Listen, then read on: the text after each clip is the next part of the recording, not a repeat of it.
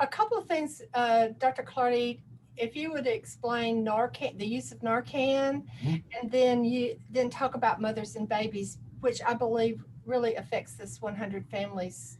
One of the strongest. Right. So the Narcan thing is, well, there's kind of two prongs to that. The first one is our Don't Run, Call 911 campaign, with that law that got put on the books.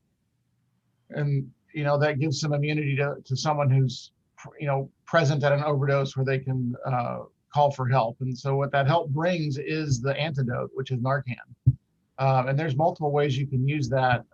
What we've deployed to our officers is the nasal Narcan, which if they've got a heartbeat, it'll reverse the effects for at least a couple hours, and it'll bring someone who's overdosing back to life.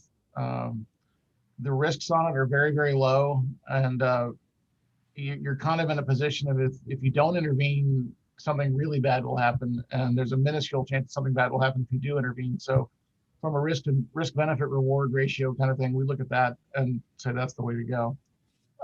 As far as our uh, family impacts, especially the mother baby impacts, when we have mothers that have opioid use disorder and are using habitually, the babies are born addicted, basically.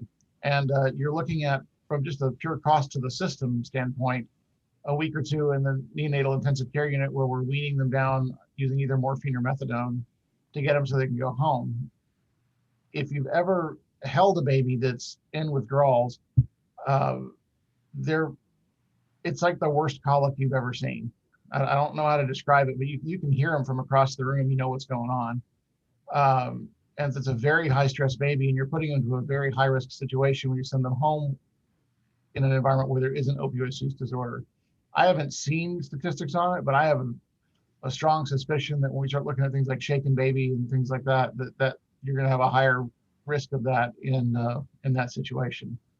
So preventing that's a huge, it's a huge priority for people like me. And you also see some deficiencies in growth and development, and the long-term use. We really don't have it nailed down very well. We don't have good data talking about how are these kids in second grade? How about 10th grade? What's their lifelong prospects for success? And we just don't know yet. We have a pretty good idea from first principles and the science of it that it's not going to be good.